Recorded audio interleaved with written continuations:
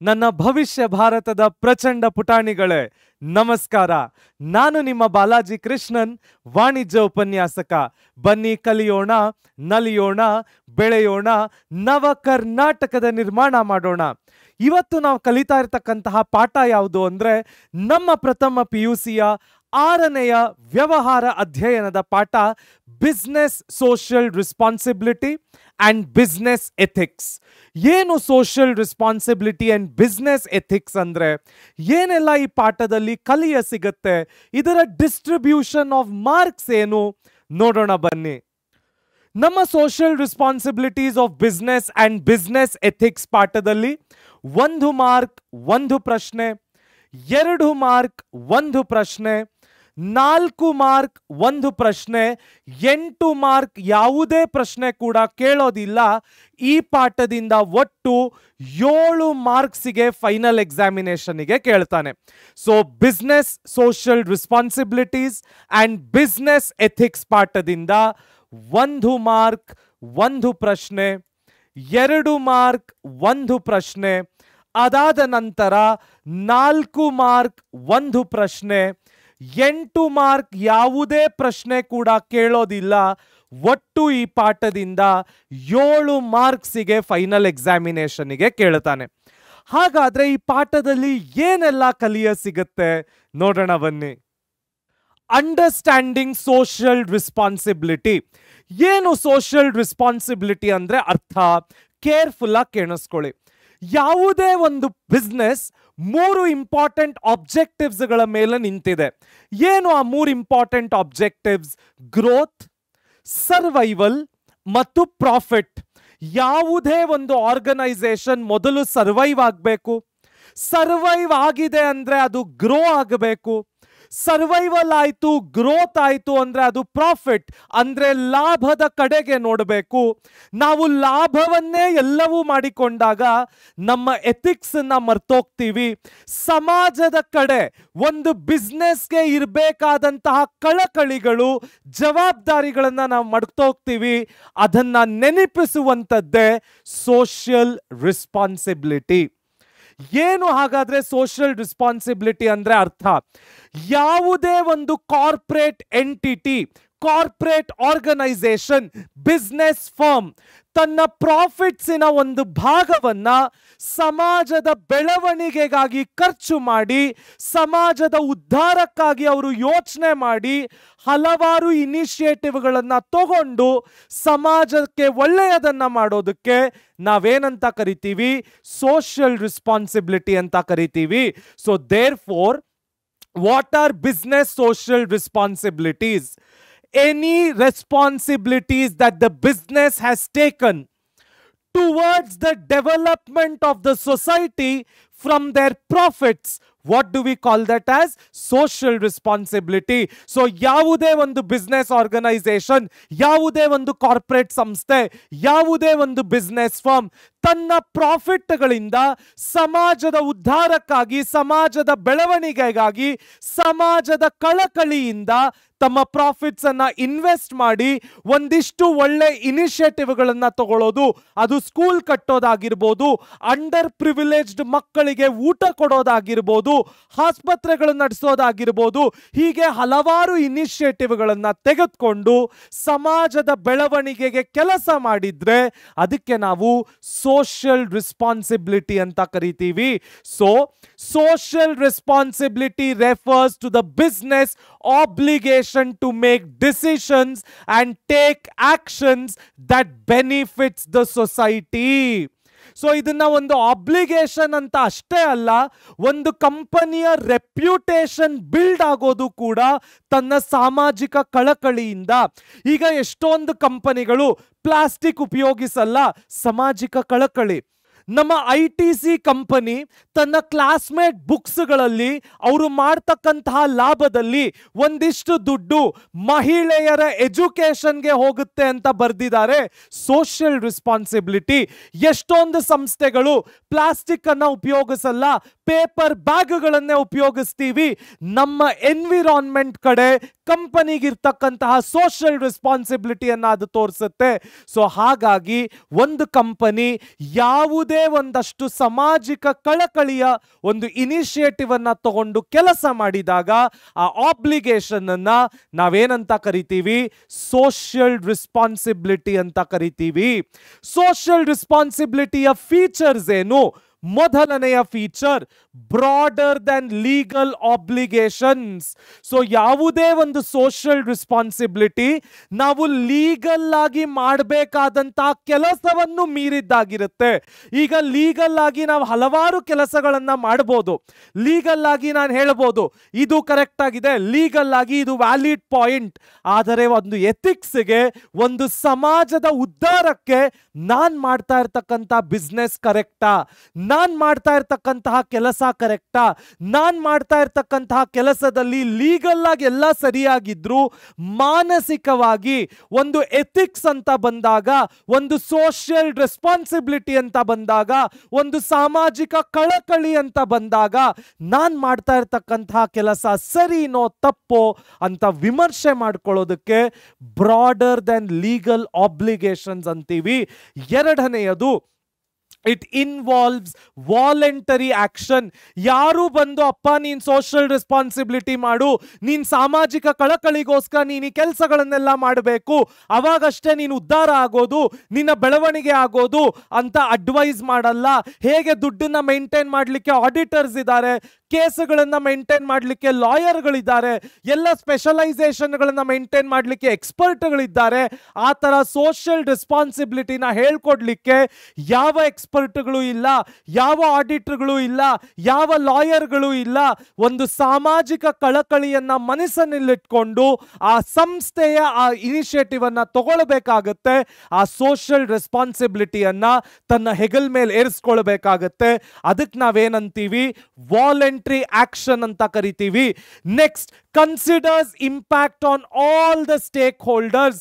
ಯಾವುದೇ ಒಂದು ಸಾಮಾಜಿಕ ಕಳಕಳಿ ಕೆಲಸವನ್ನ ಒಂದು ಕಂಪನಿ ಮಾಡಬೇಕಾದ್ರೆ, ಒಂದು ಬಿಸ್ನೆಸ್ ಫರ್ಮ್ ಮಾಡಬೇಕಾದ್ರೆ, ಬಿಸ್ನೆಸ್ ಫರ್ಮ್ ಬಗ್ಗೆ ಮಾತ್ರ ಯೋಚನೆ ಮಾಡೋದಲ್ಲ, ಕಂಪನಿಯ ಜೊತೆಗೆ ಇರ್ತಕ್ಕಂತಹ ಎಲ್ಲ ವ್ಯಕ್ತಿಗಳು, ಅವರು ಓನರ್ಗಳಾಗಿರ್ಬೋದು, ಮ್ಯಾನೇಜ್ಮೆಂಟ್ ಆಗಿರ್ಬೋದು, ಶೇರ್ ಹೋಲ್ಡರ್ ಮೆಂಬರ್ಸ್ ಆಗಿರ್ಬೋದು, ಕ್ರೆಡಿಟರ್ಗಳಾಗಿರ್ಬೋದು, ಕಸ್ಟಮರ್ ಆಗಿರ್ಬೋದು, ಗವರ್ಮೆಂಟೇ ಆಗಿರ್ಬೋದು, ಒಂದು ಕಂಪನಿಯ ಜೊತೆ ಹಲವಾರು ಸ್ಟೇಕ್ ಹೋಲ್ಡರ್ಸ್ ಇರ್ತಾರೆ. ಆ ಎಲ್ಲ ಸ್ಟೇಕ್ ಹೋಲ್ಡರ್ಗಳ ಬಗ್ಗೆ ಯೋಚನೆ ಮಾಡ್ತಾ ಒಂದು ಕಂಪನಿ ತನ್ನ ಸೋಷಿಯಲ್ ರೆಸ್ಪಾನ್ಸಿಬಿಲಿಟಿಯನ್ನ ತೆಗೆದುಕೊಳ್ಬೇಕಾಗತ್ತೆ. ಅದಕ್ಕೆ ನಾವೇನಂತ ಕರಿತೀವಿ? It should consider the impact on the stake holders. ನಾನು ಮಾಡ್ತಕ್ಕಂತಹ ಕೆಲಸ ಆ ನನ್ನ ಸ್ಟೇಕ್ ಹೋಲ್ಡರ್ಗಳಿಗೆ ಯಾವ ರೀತಿ ಎಲ್ಲ ಒಳ್ಳೇದಾಗುತ್ತೆ, ಅಥವಾ ನಾನು ಮಾಡುವಂತ ಕೆಲಸದಿಂದ ಯಾವ ರೀತಿ ಕೆಟ್ಟದ್ದಾಗುತ್ತೆ, ಇದನ್ನ ವಿಮರ್ಶೆ ಮಾಡೋದೇ considers impact on the stakeholders. Next, balances profit with public good. ಏನಿದು balances profit with public good? ನಾವು ಸಮಾಜದ ಬೆಳವಣಿಗೆಗಾಗಿ ತಗೊಳ್ತಾ ಇರ್ತಕ್ಕಂಥ ಹಲವಾರು ಇನಿಷಿಯೇಟಿವ್ಗಳನ್ನ ನಮ್ಮ ಪ್ರಾಫಿಟ್ ಜೊತೆಗೆ ಆ ಸಮಾಜದ ಕಳಕಳಿಯೊಂದಿಗೆ ಬ್ಯಾಲೆನ್ಸ್ ಮಾಡಬೇಕಾಗತ್ತೆ.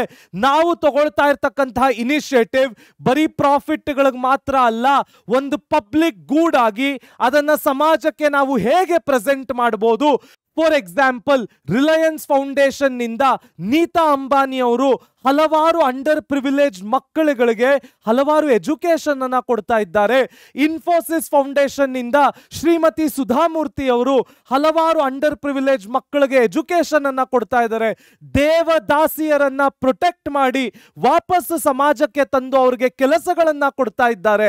ಇದು ಬರೀ ಒಂದು ಇನ್ಫೋಸಿಸ್ ಸಂಸ್ಥೆ ಮೇಲೆ ಎಫೆಕ್ಟ್ ಆಗಲ್ಲ, ಒಂದು ಇಡೀ ಇನ್ಫೋಸಿಸ್ ಕ್ಯಾಂಪಸ್ಸಿನಲ್ಲೇ ಒಂದು ಪಾಸಿಟಿವ್ ವೈಬ್ ಅನ್ನ ತರುತ್ತೆ.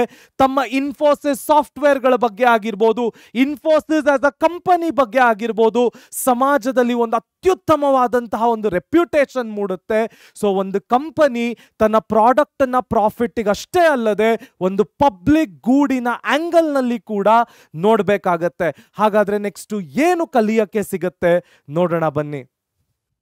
The case for social responsibilities.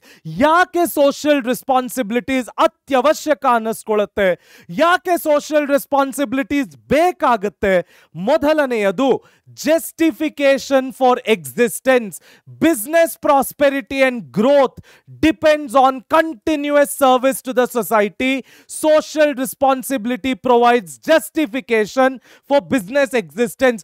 ಇದಕ್ಕೆ ನಾವೊಂದು ರಿಯಲ್ ಲೈಫ್ ಉದಾಹರಣೆ ತಗೊಳ್ಳೋದಾದ್ರೆ ನಮ್ಮ ITC, ಇಂಡಿಯನ್ ಟೊಬ್ಯಾಕೋ ಕಾರ್ಪೊರೇಷನ್. ಇವತ್ತು ITC ಯಾವ ರೀತಿಯಲ್ಲಿ ತನ್ನನ್ನು ತಾನೇ ಒಂದು ಬ್ರ್ಯಾಂಡ್ ಎಸ್ಟಾಬ್ಲಿಷ್ ಮಾಡ್ಕೊಂಡಿದೆ ಅಂದ್ರೆ, ನಾವೆಷ್ಟೊಂದು ಜನ ITC ಅಂದ್ರೆ ಇಂಡಿಯನ್ ಟೊಬ್ಯಾಕೋ ಕಾರ್ಪೊರೇಷನ್ ಅನ್ನೋದೇ ಮರ್ತೋಗ್ತೀವಿ. ITC ಗ್ರೂಪ್ ಆಫ್ ಹೋಟೆಲ್ಸ್ ಬಗ್ಗೆ ಮಾತಾಡ್ತೀವಿ. ITC ಅವರು ಹಲವಾರು FMCG ಗೂಡ್ಸ್ಗಳು, ಬಿಸ್ಕೆಟ್ಗಳಾಗಿರ್ಬೋದು, ಶಾಂಪೂ ಶಾಶೆಟ್ಸ್ಗಳಾಗಿರ್ಬೋದು, ಅಥವಾ ITC ಅವರು ಮಾಡ್ತಾ ಇರ್ತಕ್ಕಂಥ ಕ್ಲಾಸ್ಮೇಟ್ ಬುಕ್ಗಳಾಗಿರ್ಬೋದು, ಇವತ್ತು ITC ತನ್ನನ್ನು ತಾನೇ ಯಾವ ರೀತಿ ಬ್ರ್ಯಾಂಡ್ ಎಸ್ಟಾಬ್ಲಿಷ್ ಮಾಡಿದೆ ಅಂದ್ರೆ, ಜನ ಅವರು ಒಂದು ಟೊಬ್ಯಾಕೋ ಕಾರ್ಪೊರೇಷನ್ ಅನ್ನೋದೇ ಮರ್ತುಬಿಟ್ಟು ಕ್ಲಾಸ್ಮೇಟ್ ಬುಕ್ಗಳನ್ನ ಪರ್ಚೇಸ್ ಮಾಡ್ತಾ ಇದ್ದಾರೆ. ITCಯ ಹಲವಾರು FMCG ಪ್ರಾಡಕ್ಟ್ಗಳನ್ನ ಪರ್ಚೇಸ್ ಮಾಡ್ತಾ ಇದ್ದಾರೆ. ITC ಗಾರ್ಡೇನಿಯಾ ಹೋಟೆಲ್ಸ್ ಅಲ್ಲಿ ಉಳ್ಕೊಳ್ತಾರೆ. ಇವತ್ತು ಜನ ಇಂಡಿಯನ್ ಟೊಬ್ಯಾಕೋ ಕಾರ್ಪೊರೇಷನ್ ಅನ್ನೋ ಪದಾನೇ ಮರ್ತುಬಿಟ್ಟು ITCಯ ಒಂದು ಮನೆ ಮಾತಾಗಿ ನಿಂತಿದೆ. ಅದು ಸುಲಭದ ಕೆಲಸ ಅಲ್ಲ. ಅವರು ಸಾಮಾಜಿಕ ಕಳಕಳಿಗೆ ಮಾಡ್ತಾ ಇರ್ತಕ್ಕಂತಹ ಹಲವಾರು ಕೆಲಸಗಳಾಗಿರ್ಬೋದು, ಅವರು ತಮ್ಮನ್ನ ತಾವೇ ಒಂದು ಬ್ರ್ಯಾಂಡ್ ಆಗಿ ಹೇಗೆ ಎಸ್ಟಾಬ್ಲಿಷ್ ಮಾಡಿಕೊಂಡ್ರು ಅನ್ನೋದಾಗಿರ್ಬೋದು, ಇವೆಲ್ಲವೂ ಏನಾಗುತ್ತೆ, ಜಸ್ಟಿಫಿಕೇಶನ್ ಫಾರ್ ಎಕ್ಸಿಸ್ಟೆನ್ಸ್ ಆಗುತ್ತೆ. ಇಂಡಿಯನ್ ಟೊಬ್ಯಾಕೋ ಕಾರ್ಪೊರೇಷನ್ ಅವತ್ತಿನ ಕಾಲಘಟ್ಟಕ್ಕೆ ಒಂದು ಸಿಗರೇಟ್ ಕಂಪನಿ ಆಗಿತ್ತು. ಇವತ್ತು ಒಂದು cigarette company group of hotels ನಲ್ಲಿದೆ, FMCGಗಳಲ್ಲಿದೆ, ಬುಕ್ಸ್ ಗಳನ್ನ ಪ್ರೊಡ್ಯೂಸ್ ಮಾಡ್ತಾ ಇದ್ದಾರೆ. ಆ ಬುಕ್ಸಿನಿಂದ ಏನು ದುಡ್ಡು ಬರುತ್ತೆ ಅದರಲ್ಲಿ ಒಂದು ಭಾಗ ಹೆಣ್ಣು ಮಕ್ಕಳ ಶಿಕ್ಷಣಕ್ಕೆ ಹೋಗುತ್ತೆ. ಇದಕ್ಕಿಂತ ಜಸ್ಟಿಫಿಕೇಶನ್ ಆಫ್ ಎಕ್ಸಿಸ್ಟೆನ್ಸ್ ಬೇರೆ ಏನು ಬೇಕಾಗಲ್ಲ. ಒಂದು ಸಿಗರೇಟ್ ಕಂಪನಿ ಅನ್ನೋದನ್ನೇ ಜನ ಮರೆತು ಇವತ್ತು ITC ಅನ್ನ ಇಡೀ ಭಾರತ ಸೆಲೆಬ್ರೇಟ್ ಮಾಡ್ತಾ ಇದೆ.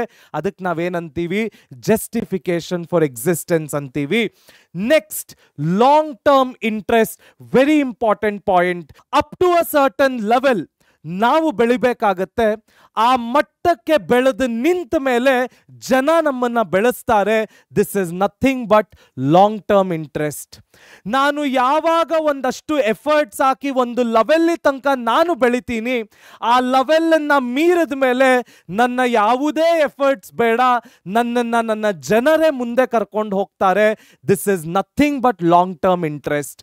ಯಾವುದೇ ಒಂದು ಕಾರ್ಪೊರೇಷನ್, ಯಾವುದೇ ಒಂದು ಕಂಪನಿ, ಯಾವುದೇ ಒಂದು ಬಿಸ್ನೆಸ್ ಎಂಟಿಟಿ, ಯಾವುದೇ ಒಂದು ಬಿಸ್ನೆಸ್ ಫಾರ್ಮ್ ಕೂಡ ಅಷ್ಟೇ, ಯಾವಾಗ ಅವರು ತನ್ನ ಪ್ರಾಫಿಟ್ಸ್ ಅಷ್ಟೇ ಅಲ್ಲದೆ ಸಾಮಾಜಿಕ ಕಳಕಳಿಯಿಂದ ತನ್ನ ಸೋಷಿಯಲ್ ಆಬ್ಜೆಕ್ಟಿವ್ಸ್ ಗಳನ್ನು ಅಡಾಪ್ಟ್ ಮಾಡಿಕೊಂಡು ಯಾವಾಗ ಅವರು ಸಮಾಜದ ಉದ್ಧಾರಕ್ಕೂ ಕೆಲಸ ಮಾಡ್ತಾರೆ, ಅವರ ಯಾವ ಎಫರ್ಟ್ಗಳು ವೇಸ್ಟ್ ಆಗಲ್ಲ. ಅವರ ಕಂಪನಿ ಬೆಳೆದು ನಿಂತೇ ನಿಲ್ಲುತ್ತೆ. ಸದ್ಯಕ್ಕೆ ಅವರು ಈ ಸಾಮಾಜಿಕ ಕಳಕಳಿಯಿಂದ ದುಡ್ಡನ್ನ ಕಳ್ಕೋತಾ ಇರ್ಬೋದು, ಆದ್ರೆ ಲಾಂಗ್ ಟರ್ಮ್ ಅಲ್ಲಿ ಅವರ ಗುಡ್ ವಿಲ್ ಏನ್ ಎಸ್ಟಾಬ್ಲಿಷ್ ಆಗುತ್ತೆ, ಅವರ ಬ್ರ್ಯಾಂಡ್ ರೆಪ್ಯೂಟೇಷನ್ ಏನ್ ಎಸ್ಟಾಬ್ಲಿಷ್ ಆಗುತ್ತೆ, ದಟ್ ವಿಲ್ ಬಿ ಹ್ಯೂಜ್.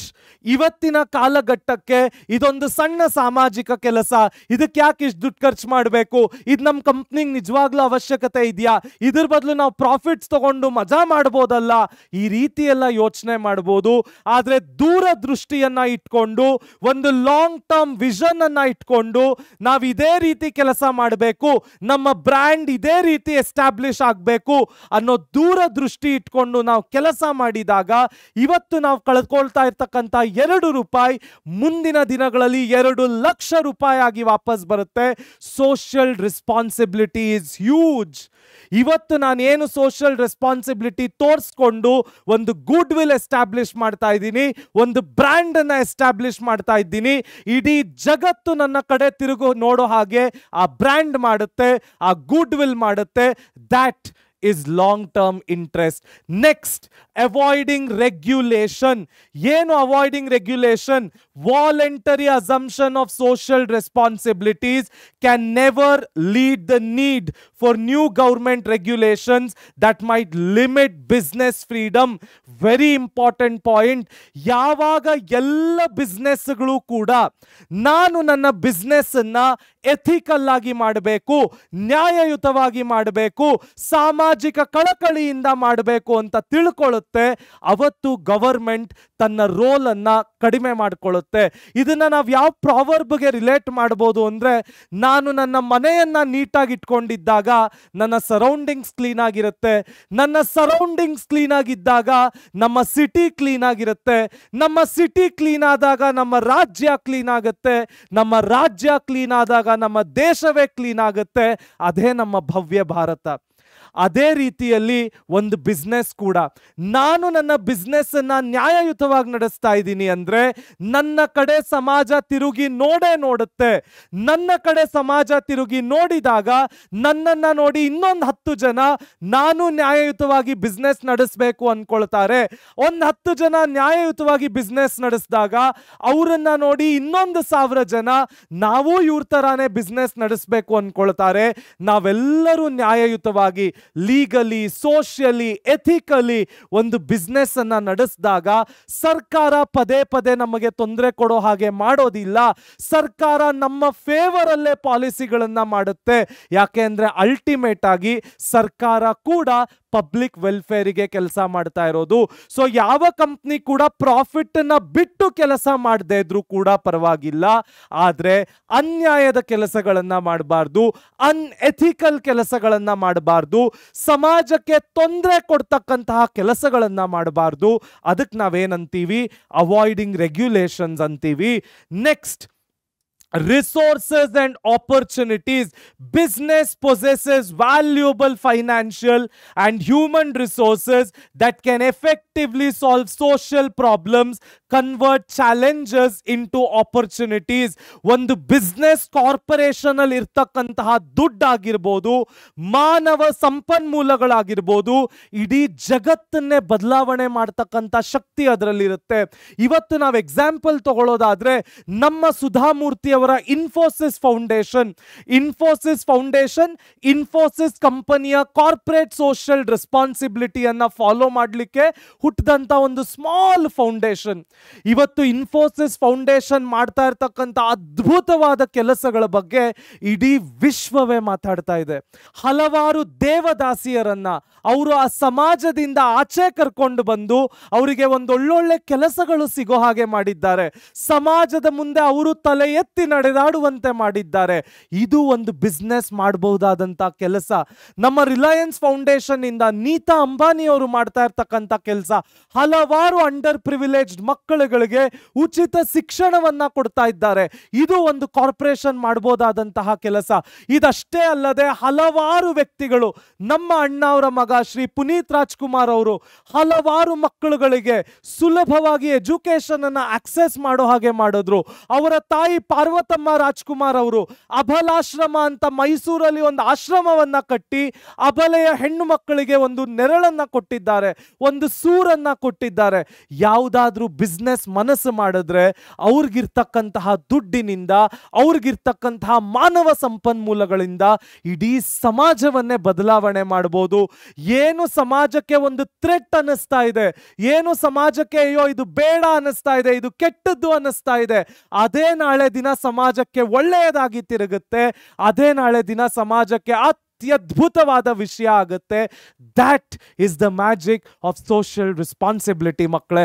ಹಾಗಾದ್ರೆ ನೆಕ್ಸ್ಟ್ ಏನು ಕಲಿಯಕ್ಕೆ ಸಿಗುತ್ತೆ ನೋಡೋಣ ಬನ್ನಿ. Arguments against social responsibility. ಎಲ್ಲ ಒಳ್ಳೆಯದಕ್ಕೂ ಕೆಟ್ಟದಿರಲೇಬೇಕು. ಒಂದು ಕಾಯಿನ್ನಿನ 2 ಮುಖಗಳು ಯಾವಾಗಲೂ ವಿಸಿಬಲ್ ಆಗಿರಲೇಬೇಕು. ಅದೇ ರೀತಿಯಲ್ಲಿ ನಮ್ಮ ಸೋಷಿಯಲ್ ರೆಸ್ಪಾನ್ಸಿಬಿಲಿಟೀಸ್ ಕೂಡ. ಸೋಷಿಯಲ್ ರೆಸ್ಪಾನ್ಸಿಬಿಲಿಟೀಸ್ ಯಾಕೆ ಬೇಕು ಅಂತ ನಾವು ಇಷ್ಟೊತ್ತು ಮಾತಾಡಿದ್ವಿ. ಹಾಗಾದ್ರೆ ಸೋಷಿಯಲ್ ರೆಸ್ಪಾನ್ಸಿಬಿಲಿಟೀಸ್ ಯಾಕೆ ಬೇಡ, ಅದನ್ನ ನಾವು ಯಾಕೆ ಲಿಮಿಟ್ ಮಾಡ್ಕೊಳ್ಬೇಕು ಅಂತ ಇವಾಗ ನೋಡೋಣ. ಮೊದಲನೆಯದು ಪ್ರಾಫಿಟ್ ಮ್ಯಾಕ್ಸಿಮೈಸೇಷನ್ ಕಾನ್ಫ್ಲಿಕ್ಟ್. ಇದೊಂದು ಅತ್ಯದ್ಭುತವಾದ ಕಾನ್ಫ್ಲಿಕ್ಟ್ ಅಂತಾನೆ ನಾನು ಕರಿತೀನಿ. ಯಾವುದೇ ಒಬ್ಬ ವ್ಯಕ್ತಿ ಸಮಾಜದ ಬಾಟಮ್ ಲೈನಿನಿಂದ ಬಂದು ಬಹಳ ಕಷ್ಟಪಟ್ಟು ಚೆನ್ನಾಗಿ ಓದ್ಕೊಂಡು ತನ್ನ ಬಂಡವಾಳವನ್ನು ಹಾಕಿ ಒಂದು ಬಿಸ್ನೆಸ್ಸನ್ನು ಶುರು ಮಾಡಿರ್ತಾನೆ. ನಾನು ಓದ್ಕೊಂಡು, ನಾನು ಬೆಳೆದು, ನಾನು ಬಂಡವಾಳ ಹಾಕಿ, ನಾನು ಒಂದು ಬಿಸ್ನೆಸ್ಸನ್ನು ನಡೆಸಿ, ನಾನು ಗಳಿಸಿದಂತಹ ದುಡ್ಡು ಇದನ್ನ ಸಮಾಜಕ್ಕೆ ನಾನು ಯಾಕೆ ಕೊಡಬೇಕು ಅನ್ನೋ ಪ್ರಶ್ನೆ ಮೂಡುತ್ತೆ. ಅದೇ ಪ್ರಾಫಿಟ್ ಮ್ಯಾಕ್ಸಿಮೈಸೇಷನ್ ಕಾನ್ಫ್ಲಿಕ್ಟ್. ನಾನು ಕಷ್ಟಪಟ್ಟು ಸಂಪಾದನೆ ಮಾಡಿದಂಥ ದುಡ್ಡು, ನಾನು ಕಷ್ಟಪಟ್ಟು ಹಾಕಿದಂಥ ಬಂಡವಾಳ, ನಾನು ಕಷ್ಟಪಟ್ಟು ಓದಿ ಮುಂದೆ ಬಂದಿದ್ದು, ಇದು ನನ್ನ ಬಿಸ್ನೆಸ್ ಐಡಿಯಾ, ಇದು ನನ್ನ ಬಿಸ್ನೆಸ್ ಸ್ಟ್ರಾಟಜಿ, ಇದು ನನ್ನ ಬಿಸ್ನೆಸ್ ಪ್ರಾಫಿಟ್, ಇದನ್ನು ನಾನು ಎಂಜಾಯ್ ಮಾಡಬೇಕು ಅನ್ನೋ ಕಾನ್ಫ್ಲಿಕ್ಟ್ ಶುರು ಆಗುತ್ತೆ. ಸಮಾಜದಲ್ಲಿ ಉಳಿದ ವ್ಯಕ್ತಿಗಳು ಕೂಡ ನನ್ನಂತೆಯೇ ಕಷ್ಟಪಟ್ಟು ಮುಂದೆ ಬರಲಿ, ಅವ್ರಿಗೆ ನಾನು ಯಾಕೊಂದು ಪ್ಲಾಟ್ಫಾರ್ಮನ್ನು ಹಾಕಿ ಕೊಡಬೇಕು, ಈ ಒಂದು ಕಾನ್ಫ್ಲಿಕ್ಟ್ ಬರುತ್ತೆ. ಇದಕ್ಕೆ ನಾವೇನಂತ ಕರಿತೀವಿ? ಪ್ರಾಫಿಟ್ ಮ್ಯಾಕ್ಸಿಮೈಸೇಷನ್ ಕಾನ್ಫ್ಲಿಕ್ಟ್ ಅಂತ ಕರಿತೀವಿ. Next, consumer burden. ಏನು ಕನ್ಸ್ಯೂಮರ್ ಬರ್ಡನ್ ಅಂದ್ರೆ, ಈಗ ಸೋಷಿಯಲ್ ರೆಸ್ಪಾನ್ಸಿಬಿಲಿಟಿ ಅನ್ನೋದು ಹಲವಾರು ರೀತಿಗಳಲ್ಲಿ ಬರುತ್ತೆ. ನಾವು ಎನ್ವಿರಾನ್ಮೆಂಟಲ್ ಪೊಲ್ಯೂಷನ್ ಬಗ್ಗೆ ಒಂದು ಸಾಮಾಜಿಕ ಕಳಕಳಿ ತಗೊಂಡು ಪ್ಲಾಸ್ಟಿಕ್ಗಳನ್ನು ರೆಡ್ಯೂಸ್ ಮಾಡಿ ಎಲ್ಲ ಪೇಪರ್ ಬ್ಯಾಗ್ಗಳನ್ನೇ ತಂದರೆ ಅದರ ಬೆಲೆ ಕೂಡ ಜಾಸ್ತಿಯೇ ಆಗಿರುತ್ತೆ. ಪ್ಲಾಸ್ಟಿಕ್ನಷ್ಟು ಸುಲಭವಾಗಿ, ಪ್ಲಾಸ್ಟಿಕ್ನಷ್ಟು ಚೀಪಾಗಿ ಬೇರೆ ಪ್ರಾಡಕ್ಟ್ಗಳು ಸಿಗೋದಿಲ್ಲ. ಆ ದುಡ್ಡನ್ನು ನನ್ನ ಬಿಸ್ನೆಸ್ನಿಂದ ಇನ್ವೆಸ್ಟ್ ಮಾಡಲಿಕ್ಕೆ ಸಾಧ್ಯ ಇಲ್ಲ. ಆ ಬೆಲೆಗಳನ್ನು ಕನ್ಸ್ಯೂಮರೇ ಹೊರಬೇಕಾಗುತ್ತೆ. ನೀವು ಕ್ಲಾಸ್ಮೇಟ್ ಬುಕ್ಗಳನ್ನೇ ತಗೊಳ್ಳಿ, ಬೇರೆ ಬುಕ್ಗಳಿಗೆ ಕಂಪೇರ್ ಮಾಡಿದ್ರೆ ಕ್ಲಾಸ್ಮೇಟ್ ಬುಕ್ ಕಾಸ್ಟ್ಲಿ ಕೂಡ. ಅದು ಕ್ವಾಲಿಟಿ ಚೆನ್ನಾಗಿರುತ್ತೆ, ಅದು ಗುಡ್ ಬುಕ್, ಇವೆಲ್ಲವೂ ಸತ್ಯ. ಆದರೆ ಅದು ಕಾಸ್ಟ್ಲಿ ಕೂಡ, ಅದು ಸತ್ಯ. ಆ ಅಲ್ಟಿಮೇಟ್ ಪ್ರೈಸ್ ಅನ್ನ ಯಾರು ಬೇರ್ ಮಾಡ್ತಾ ಇದ್ದಾರೆ? ಕನ್ಸ್ಯೂಮರ್ ಬೇರ್ ಮಾಡ್ತಾ ಇದ್ದಾರೆ. ನಾನು ನನ್ನ ಕಂಪನಿಯ ಬ್ರ್ಯಾಂಡ್ ಎಸ್ಟಾಬ್ಲಿಷ್ ಮಾಡಲಿಕ್ಕೆ, ನಾನು ನನ್ನ ಕಂಪನಿಯ ಗುಡ್ ವಿಲ್ ಎಸ್ಟಾಬ್ಲಿಷ್ ಮಾಡಲಿಕ್ಕೆ, ನನ್ನ ಕಂಪನಿಯ ಹೆಸರು ಇಡೀ ದೇಶದಲ್ಲಿ ಓಡಾಡಬೇಕು ಅನ್ನೋದಕ್ಕೆ ಹಲವಾರು ಇನಿಷಿಯೇಟಿವ್ಗಳನ್ನ ಅನೌನ್ಸ್ ಮಾಡಿಬಿಡ್ತೀನಿ, ಹಲವಾರು ಫಂಡ್ಗಳಿಗೆ ದುಡ್ಡು ಕೊಟ್ಬಿಡ್ತೀನಿ, ಹಲವಾರು ರೀತಿಯಲ್ಲಿ ನಾನು ಸೋಷಿಯಲ್ ರೆಸ್ಪಾನ್ಸಿಬಿಲಿಟಿಗಳನ್ನು ತಗೊಂಡು ಬಿಡ್ತೀನಿ. ಇದೆಲ್ಲ ಮಾಡಿ ಆದ್ಮೇಲೆ ನನ್ನ ಪ್ರಾಡಕ್ಟ್ಗಳ ಬೆಲೆ ಕೂಡ ಜಾಸ್ತಿ ಆಗುತ್ತೆ. ಆ ಬೆಲೆಯ ಬರ್ಡನ್ ಅನ್ನ ನನ್ನ ಕನ್ಸ್ಯೂಮರೇ ಹೊರಬೇಕು. ನನ್ನ ಪ್ರಾಡಕ್ಟಿನ ಬೆಲೆ ಜಾಸ್ತಿ ಆಗಿದ್ದು ಮತ್ತೆ ಆ ಬರ್ಡನ್ ಅನ್ನ ಸಮಾಜವೇ ಹೊರತಾ ಇದೆ. ಅದಕ್ಕೆ ನಾವೇನಂತ ಕರಿತೀವಿ? ಕನ್ಸ್ಯೂಮರ್ ಬರ್ಡನ್ ಅಂತ ಕರಿತೀವಿ. Next, lac of social skills. ನಾವು ಬಿಸ್ನೆಸ್ ಮೆನ್, ನಮಗೆ ಬಿಸ್ನೆಸ್ ಸ್ಟ್ರಾಟಜಿ ಹಾಕಲಿಕ್ಕೆ ಬರುತ್ತೆ. ನಾವು ಕಷ್ಟಪಟ್ಟು ಓದಿ ಮುಂದೆ ಬಂದಿರೋದು ಬಿಸ್ನೆಸ್ ಅನ್ನ ನಡೆಸಕ್ಕೆ, ಸಮಾಜದ ಉದ್ಧಾರಕ್ಕಲ್ಲ. ಸಮಾಜವನ್ನು ಉದ್ಧಾರ ಮಾಡಲಿಕ್ಕೆ ಹಲವಾರು ಪೊಲಿಟಿಕಲ್ ಪಾರ್ಟಿಗಳಿವೆ. ಸಮಾಜವನ್ನು ಉದ್ಧಾರ ಮಾಡಲಿಕ್ಕೆ ಹಲವಾರು ಸರ್ಕಾರಗಳನ್ನು ಜನ ಚುನಾಯಿಸಿದ್ದಾರೆ. ನಾನು ಯಾಕೆ ಪೊಲಿಟಿಕಲ್ ಆಗಿ ಇನ್ವಾಲ್ವ್ ಆಗಬೇಕು? ನಾನು ಯಾಕೆ ಸಮಾಜದ ಉದ್ಧಾರಕ್ಕಾಗಿ ಕೆಲಸ ಮಾಡಬೇಕು? ಇವೆಲ್ಲ ಕಾನ್ಫ್ಲಿಕ್ಟ್ ಇದ್ದೇ ಇರುತ್ತೆ. ಇದಕ್ಕೆ ಒಂದು ಆರ್ಗ್ಯುಮೆಂಟ್ ಏನಂದ್ರೆ, ಯಾವುದೇ ಒಬ್ಬ ಬಿಸ್ನೆಸ್ ಪರ್ಸನ್ನಿಗೆ ತನ್ನ ಬಿಸ್ನೆಸ್ ಪ್ರಾಬ್ಲಮ್ ಸಾಲ್ವ್ ಮಾಡೋದು ಗೊತ್ತಿರುತ್ತೆ ಹೊರತು ಅವನಲ್ಲಿ ಸೋಷಿಯಲ್ ಸ್ಕಿಲ್ಸ್ ಇರೋದಿಲ್ಲ. ಸಮಾಜಕ್ಕೆ ಬರ್ತಕ್ಕಂತಹ ಪ್ರಾಬ್ಲಮ್ಗಳನ್ನ ಅವನು ಸಾಲ್ವ್ ಮಾಡ್ತಕ್ಕಂತಹ ಕೆಪಾಸಿಟಿ ಅವನಿಗೆ ಇರೋದಿಲ್ಲ. ಆ ರೀತಿಯ ಲಾರ್ಜ್ ಡೈಮೆನ್ಷನ್ ನಲ್ಲಿ ಅವನು ಯೋಚನೆ ಮಾಡಲಿಕ್ಕೂ ಸಾಧ್ಯ ಇಲ್ಲ. ಇದಕ್ಕೆ ನಾನೊಂದು ಸಣ್ಣ ಉದಾಹರಣೆಯನ್ನು ಕೂಡ ಕೊಡ್ತೀನಿ. ತಮಿಳುನಾಡಿನಲ್ಲಿ ಕುಮಾರಿ ಜಯಲಲಿತಾ ಅವರು ಒಂದು ಅಮ್ಮ ಕ್ಯಾಂಟೀನ್ ಅನ್ನೋ ಕಾನ್ಸೆಪ್ಟ್ ಅನ್ನ ಶುರು ಮಾಡಿದ್ರು. ಇಡೀ ತಮಿಳುನಾಡಿಗೆ 1 ರೂಪಾಯಿಗೆ ಇಡ್ಲಿ ಆಗಿರ್ಬೋದು, 5 ರೂಪಾಯಿ ನೀರಿನ ಬಾಟ್ಲ್ ಆಗಿರ್ಬೋದು, ಊಟ ತಿಂಡಿಗಳು ಉಚಿತವಾಗಿ ಕೊಡೋದಾಗಿರ್ಬೋದು, ಈ ತರ ಅತ್ಯದ್ಭುತವಾದ ಕೆಲಸ ನಡೀತು. ನಮ್ಮ ಹೆಮ್ಮೆಯ ಕರ್ನಾಟಕದಲ್ಲಿ ಇಂದಿರಾ ಕ್ಯಾಂಟೀನ್ ಶುರುವಾಯಿತು. ಇಂದಿರಾ ಕ್ಯಾಂಟೀನ್ ಮುಖೇನ ಹಲವಾರು ಜನರಿಗೆ ಸಬ್ಸಿಡೈಸ್ಡ್ ಬೆಲೆಗಳಲ್ಲಿ ಉಚಿತ ಅಥವಾ ಸಬ್ಸಿಡೈಸ್ಡ್ ಆಹಾರಗಳನ್ನು ಕೊಡ್ತಾ ಇದ್ದಾರೆ. ಇವೆಲ್ಲ ಸೋಷಿಯಲ್ ರೆಸ್ಪಾನ್ಸಿಬಿಲಿಟೀಸ್. ಇದ್ಯಾವುದನ್ನು ಬಿಸ್ನೆಸ್ ಮಾಡೋದಿಲ್ಲ, ಸರ್ಕಾರವೇ ಮಾಡಬೇಕು. ಯಾಕೆಂದ್ರೆ ಒಂದು ದೊಡ್ಡ ಪಿಕ್ಚರ್ ಅಲ್ಲಿ ಯೋಚನೆ ಮಾಡಲಿಕ್ಕೆ ಸರ್ಕಾರದಿಂದ ಮಾತ್ರ ಸಾಧ್ಯ, ಅದು ಬಿಸ್ನೆಸ್ಗಳಿಂದ ಸಾಧ್ಯ ಇಲ್ಲ. ಆ ಪಾಯಿಂಟೇ lack of social skills. Next, limited public support. ನೋಡಿ, ನನ್ನ ಕಂಪನಿ ಯಾವುದೇ ರೆಸ್ಪಾನ್ಸಿಬಿಲಿಟಿಗಳನ್ನ ಸೋಷಿಯಲಿ ತಗೊಳ್ಬೋದು, ಯಾವುದೇ ರೆಸ್ಪಾನ್ಸಿಬಿಲಿಟಿಗಳನ್ನ ಸಮಾಜದ ಉದ್ಧಾರಕ್ಕೆ ತೆಗೆದುಕೊಳ್ಬೋದು, ಯಾವುದೇ ರೆಸ್ಪಾನ್ಸಿಬಿಲಿಟೀಸನ್ನ ಇದು ಹೀಗೆ ನಡಿಬೇಕು, ಇದು ಹೀಗೆ ನಡಿಬೇಕು ಅಂತ ಹೇಳ್ಬೋದು. ಆದರೆ ಅವೆಲ್ಲದಕ್ಕೂ ನಮಗೆ ಪಬ್ಲಿಕ್ ಸಪೋರ್ಟ್ ಬೇಕು. ನಾಳೆ ದಿನ ಎಲ್ಲದರ ಬರ್ಡನ್ ಕನ್ಸ್ಯೂಮರೇ ಬೇರ್ ಮಾಡಬೇಕಾಗತ್ತೆ. ನಾನು ಈ ಎಲ್ಲ ಇನಿಷಿಯೇಟಿವ್ಗಳನ್ನು ತಗೊಂಡು ಈ ಎಲ್ಲ ಫಂಡ್ಗಳನ್ನು ಅನೌನ್ಸ್ ಮಾಡಿ ನಾಳೆ ದಿನ ನನ್ನ ಕನ್ಸ್ಯೂಮರ್ ನನ್ನ ಪ್ರಾಡಕ್ಟ್ಗಳನ್ನೇ ತಗೊಳಕ್ ರೆಡಿ ಇಲ್ಲ, ಅಥವಾ ನನ್ನ ಬ್ರ್ಯಾಂಡಿಗೆ ಪಬ್ಲಿಕ್ ಸಪೋರ್ಟೇ ಸಿಗ್ತಾ ಇಲ್ಲ ಅಂದ್ರೆ ಅದರಿಂದ ಯಾವ ಪ್ರಯೋಜನವೂ ಆಗಲ್ಲ. ಅದಕ್ಕೆ ನಾವೇನಂತೀವಿ? ಲಿಮಿಟೆಡ್ ಪಬ್ಲಿಕ್ ಸಪೋರ್ಟ್ ಅಂತೀವಿ. ಹಾಗಾದ್ರೆ ನೆಕ್ಸ್ಟ್ ಏನು ಕಲಿಯಕ್ಕೆ ಸಿಗುತ್ತೆ ನೋಡೋಣ ಬನ್ನಿ. The reality of social responsibility. Okay, ನಾವು ಸೋಷಿಯಲ್ ರೆಸ್ಪಾನ್ಸಿಬಿಲಿಟಿ ಅಂದ್ರೆ ಏನು ಅಂತ ಕಲಿತ್ಕೊಂಡ್ವಿ. ಸೋಷಿಯಲ್ ರೆಸ್ಪಾನ್ಸಿಬಿಲಿಟಿಯ ಫಾರ್ ಮತ್ತು ಅಗೇನ್ಸ್ಟ್ ಆರ್ಗ್ಯುಮೆಂಟ್ಸ್ಗಳನ್ನ ನೋಡಿದ್ವಿ.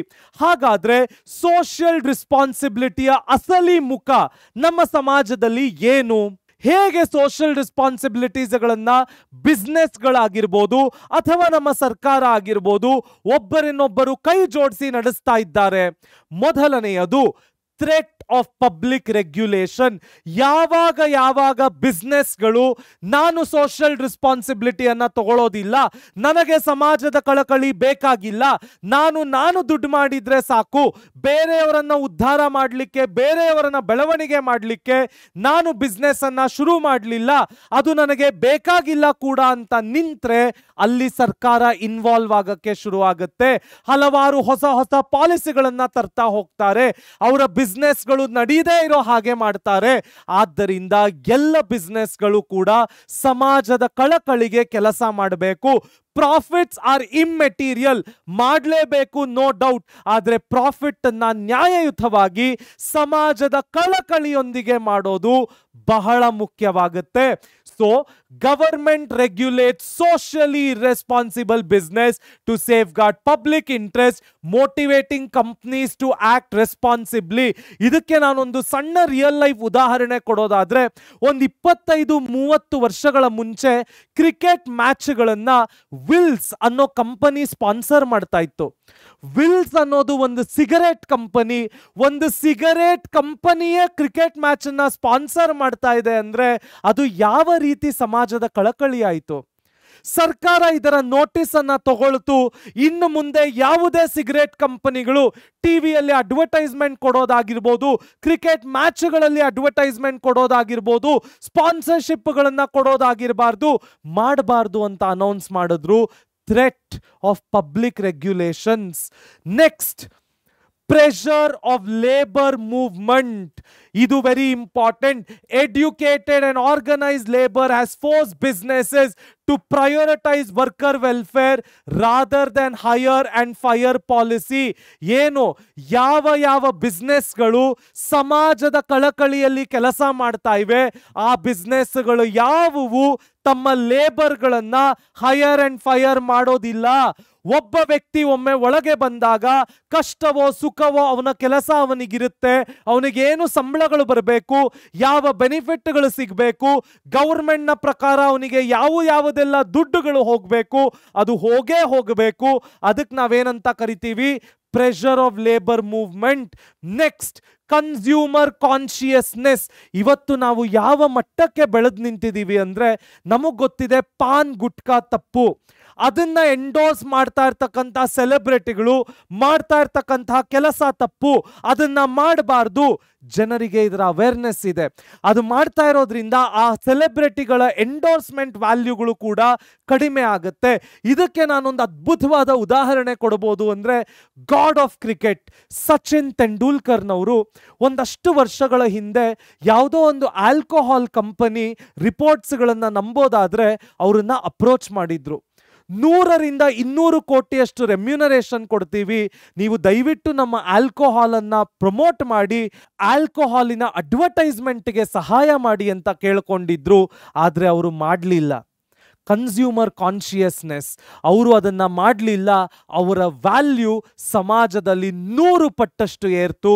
ಯಾಕೆಂದ್ರೆ ಕನ್ಸ್ಯೂಮರ್ಗೆ ಗೊತ್ತಿದೆ Sachin Tendulkar is a real icon ಅಂತ. ಈ ರೀತಿ ಹಲವಾರು ಸೆಲೆಬ್ರಿಟಿಗಳಿದ್ದಾರೆ. ಅದಷ್ಟೇ ಅಲ್ಲ, ಹಲವಾರು ಬಿಸ್ನೆಸ್ಗಳು ಕೂಡ ಇವೆ. ಮತ್ತೊಂದು ರಿಯಲ್ ಎಕ್ಸಾಂಪಲ್ ತಗೊಳ್ಳೋದಾದ್ರೆ ಬೆಂಗಳೂರಿನ ಎಂ.ಎಸ್. ರಾಮಯ್ಯನವರು ಮತ್ತಿಕೆರೆಯಲ್ಲಿ ಒಂದು ಅತ್ಯದ್ಭುತವಾದ 100-120 ಎಕರೆಯ ದೊಡ್ಡ ಎಡ್ಯುಕೇಶನಲ್ ಸಂಸ್ಥೆಯನ್ನು ನಡೆಸ್ತಾ ಇದ್ದಾರೆ. 1962ರಲ್ಲಿ ಶುರುವಾದಂಥ ಈ ಸಂಸ್ಥೆ ಅವತ್ತಿನ ಕಾಲಘಟ್ಟಕ್ಕೆ ಮತ್ತಿಕೆರೆಯಲ್ಲಿ ಲ್ಯಾಂಡ್ ಇದೆ, 100-120 ಎಕರೆ ಇದೆ ಅಂದರೆ ಅವರು ಸುಲಭವಾಗಿ ಒಂದು ರಿಯಲ್ ಎಸ್ಟೇಟ್ ಬಿಸ್ನೆಸ್ಗೆ ಇಳಿದು ಆ ಲ್ಯಾಂಡ್ಗಳನ್ನು ಮಾರಿ ಮನೆಗಳನ್ನು ಕಟ್ಟಿ ಅದನ್ನು ಒಂದು ಕಾಂಕ್ರೀಟ್ ಜಂಗಲ್ ಆಗಿ ಮಾಡಿಬಿಡ್ಬೋದಿತ್ತು. ಆದರೆ ಎಂ.ಎಸ್. ರಾಮಯ್ಯನವರು ಇಲ್ಲ, ನಾನಿಲ್ಲೊಂದು ಎಡ್ಯುಕೇಶನಲ್ ಸಂಸ್ಥೆಗಳನ್ನು ಕಟ್ತೀನಿ, ವಿದ್ಯಾಸಂಸ್ಥೆಯನ್ನು ಕಟ್ತೀನಿ, ಸಾವಿರಾರು ಜನರಿಗೆ ಕೆಲಸವನ್ನು ಕೊಡ್ತೀನಿ. ಇವತ್ತಿಗೆ ಎಂ.ಎಸ್. ರಾಮಯ್ಯ ಸಂಸ್ಥೆಗಳು ವಿಶ್ವದಲ್ಲೇ ಒಂದು ಅತ್ಯದ್ಭುತವಾದ ಸಂಸ್ಥೆಯಾಗಿ ಬೆಳೆದು ನಿಂತಿದೆ. ಎಂ.ಎಸ್. ರಾಮಯ್ಯನವರು ಅಂದರೆ ಸಾಹುಕಾರರು ಅಂತ ಎಲ್ಲರೂ ಅವರನ್ನು ಪ್ರೀತಿಯಿಂದ ಮಾತಾಡಿಸ್ತಾರೆ, ಪ್ರೀತಿಯಿಂದ ಅವರ ಬಗ್ಗೆ ಒಳ್ಳೆಯ ಮಾತುಗಳನ್ನು ಆಡ್ತಾರೆ. Consumer consciousness. ಯಾವಾಗ ಒಂದು ಬಿಸ್ನೆಸ್ ಅಥವಾ ಬಿಸ್ನೆಸ್ಸಿನ ಓನರ್ ಇಲ್ಲ, ನಾನು ಇದು ಮಾಡ್ತಾ ಇರ್ತಕ್ಕಂಥದ್ದು ತಪ್ಪು, ಈ ರೀತಿ ಮಾಡೋದ್ರಿಂದ ಕೆಟ್ಟದಾಗುತ್ತೆ, ಸಮಾಜಕ್ಕೆ ಅದೊಂದು ಒಳ್ಳೆ ಮೆಸೇಜನ್ನು ಪಾಸ್ ಮಾಡಲಿಕ್ಕೆ ಸಾಧ್ಯ ಆಗೋದಿಲ್ಲ, ನಾನು ಇದನ್ನು ತಗೊಳ್ಬಾರ್ದು, ದುಡ್ಡಿಗೋಸ್ಕರ ನಾನು ಈ ನಿರ್ಧಾರವನ್ನು ತಗೊಳ್ಬಾರ್ದು ಅಂದರೆ ಅದು ನಮ್ಮ ಕನ್ಸ್ಯೂಮರ್ಗಳಿಗೆ ಕನೆಕ್ಟ್ ಆಗೇ ಆಗುತ್ತೆ. ಕನ್ಸ್ಯೂಮರ್ಗಳು ಅದನ್ನು ಅಪ್ರಿಷಿಯೇಟ್ ಕೂಡ ಮಾಡ್ತಾರೆ. ನಾವು ಯಾವಾಗ ಸಮಾಜಕ್ಕೆ ಕೆಟ್ಟದಾಗುವಂಥ ನಿರ್ಧಾರಗಳು ನಾವು ದುಡ್ಡು ಮಾಡಲಿಕ್ಕೋಸ್ಕರ ಮಾಡ್ತೀವೋ ಅದು ಕನ್ಸ್ಯೂಮರ್ನ ಕಾನ್ಶಿಯಸ್ಸನ್ನು ಕೂಡ ಅಟ್ಯಾಕ್ ಮಾಡುತ್ತೆ, ನಮ್ಮ ಸೇಲ್ಸ್ಗಳು ಕೂಡ ಕಡಿಮೆ ಆಗುತ್ತೆ.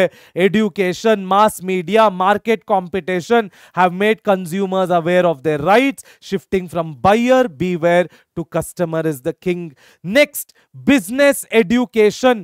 ಇವತ್ತಿನ ಕಾಲಘಟ್ಟಕ್ಕೆ ಹಲವಾರು ಬಿಸ್ನೆಸ್ ಸ್ಕೂಲ್ಗಳು ಓಪನ್ ಆಗಿವೆ, ಹಲವಾರು ಜನ MBAಗಳು ಮಾಡ್ತಾ ಇದ್ದಾರೆ, ಬೇರೆ ಬೇರೆ ದೇಶಗಳಿಗೂ ಹೋಗಿ ಬಿಸ್ನೆಸ್ ಎಡ್ಯುಕೇಷನ್ ಅನ್ನು ಕಲ್ತ್ಕೊಂಡು ಬರ್ತಾ ಇದ್ದಾರೆ. ಈ ಕಾರಣದಿಂದ ಸೋಷಿಯಲ್ ರೆಸ್ಪಾನ್ಸಿಬಿಲಿಟಿ ಅಂದ್ರೆ ಏನು, ಸಮಾಜದ ಕಳಕಳಿಗೆ ಒಂದು ಸೋಷಿಯಲ್ ಆಬ್ಜೆಕ್ಟಿವ್ ಅನ್ನ ಹೇಗೆ ಬಿಸ್ನೆಸ್ ಫ್ರೇಮ್ ಮಾಡಬೇಕು, ಯಾವುದೆಲ್ಲ ಕೆಲಸ ಬಿಸ್ನೆಸ್ಸಿನಿಂದ ನಡಿಬೇಕು, ಇದನ್ನ ಅವೇರ್ ಆಗ್ತಾ ಇದ್ದಾರೆ, ಇದ್ರ ಬಗ್ಗೆ ಎಲ್ಲ ಮಾತಾಡ್ತಾ ಇದ್ದಾರೆ. Business education has improved social responsibility. ಹಾಗಾದ್ರೆ ನೆಕ್ಸ್ಟ್ ಏನು ಕಲಿಯಕ್ಕೆ ಸಿಗತ್ತೆ ನೋಡೋಣ ಬನ್ನಿ. ಹಾಗಾದ್ರೆ ಮುಂದಿನ topic types of social responsibility. Social ರೆಸ್ಪಾನ್ಸಿಬಿಲಿಟಿಯಲ್ಲಿ ಯಾವೆಲ್ಲ ಟೈಪ್ಗಳಿವೆ? ಮೊದಲನೆಯದು ಡಿಸ್ಕ್ರಿಷನರಿ ರೆಸ್ಪಾನ್ಸಿಬಿಲಿಟಿ. ಏನು ಡಿಸ್ಕ್ರಿಷನರಿ ರೆಸ್ಪಾನ್ಸಿಬಿಲಿಟಿ ಅಂದ್ರೆ ಯಾವಾಗ್ಲೂ ತಿಳ್ಕೊಳ್ಳಿ, ಇಂಗ್ಲಿಷ್ ಪದ ಡಿಸ್ಕ್ರಿಷನ್ ಅಂದ್ರೆ ಅದರ ಅರ್ಥ ವಾಲಂಟರಿ.